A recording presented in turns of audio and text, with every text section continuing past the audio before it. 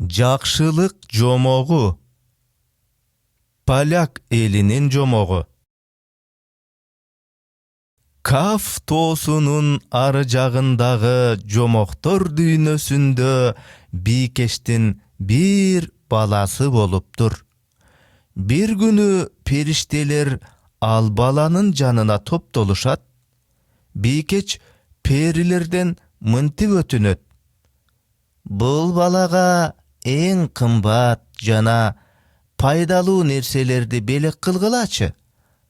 Аны уккан биринчи периште: мен сага көргөн адам суктана турган сулуулукту берем, дейт.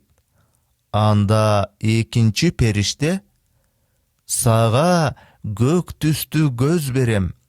Сен караган ар бир нерсеңди түшүнөсүң. А сени тиктегендин башы айланат, дейт. Үчүнчү периште болсо: шынга бойлуу болосуң. Эч кимдин бою сеникиндей болбойт.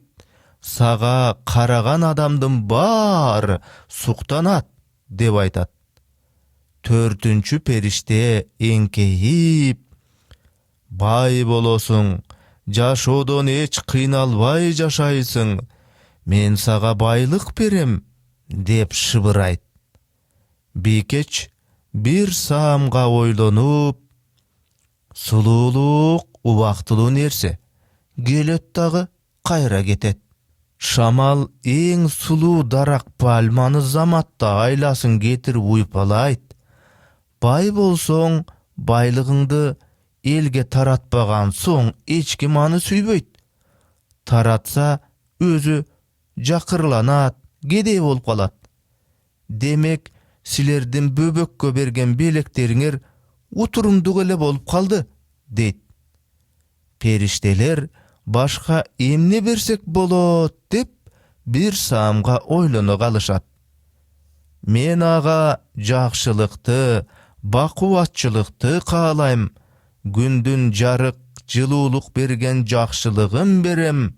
Жүрөктөн чыккан жакшылык дагы күндү-күндөй адамга жашоо тартуулайт.